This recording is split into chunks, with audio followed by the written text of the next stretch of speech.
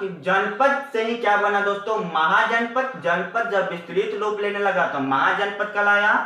हर एक महाजनपद की एक राजधानी थी, वहां एक राजा हुआ करता था, वहां पर किला हुआ करता था और किले की सुरक्षा के लिए क्या बनाई गई थी, सेना का निर्माण किया गया था। जो महाजनपद था वो राजतंत्र से भी चलता था और गणतंत्र तरीके से भी चलता था। अंगुत्तर निकाय से भी भगवती सूत्र दोनों से 16 महाजनपदों की हम लोग को जानकारी मिलती है और भगवान बुद्ध और महावीर स्वामी दोनों इन 16 महाजनपदों से क्या थे, संबंधित है। आगे हम लोग विस्तृत रूप से इन 16 महाजनपदों के बारे में क्या करते हैं दोस्तों, पढ़ते हैं। टोटल कितने महाजनपद हुए थे, 16 महाजनपद। बारी बारी से हम लोग इसके बारे में समझते हैं। सबसे पहले अगर बात की जाती है तो मगध महाजनपद के बारे में, क्या, मगध महाजनपद के बारे में, जिसकी राजधानी क्या थी, राजगिरी, यानी जिससे वर्तमान में अभी क्या हो गई है, पटना। यानी आज का जो बिहार है, बिहार को ही पहले क्या बोलते थे, मगध। और मगध की राजधानी क्या थी, राजगिरी। उस समय फिर आगे चल के तब्दील हो गया किसमें दोस्तों, पटना में।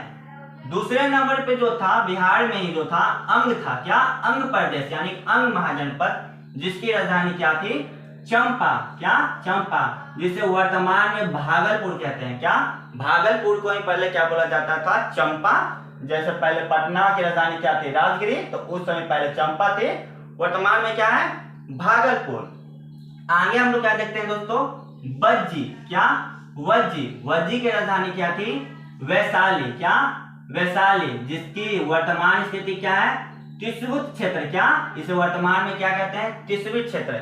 यानी कि बिहार में जो कुल रहते 3 महाजनपद थे, क्या, मगध, राजगिरी, अंग, चंपा, वज्जी, वैशाली। ये तीनों जो महाजनपद थे क्या दोस्तों, किसमें थे, बिहार में आते थे।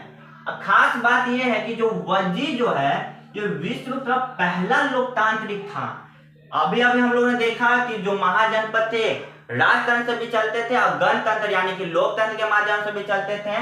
तो 16 महाजनपदों में सबसे पहला जहां लोकतंत्र देखने को मिलता है वो कौन सा था, वज्जी। वज्जी विश्व का पहला लोकतंत्र है। इसीलिए वज्जी में भी कहा दोस्तों, वैशाली में, वैशाली के अंदर एक जगह है लिच्छवी।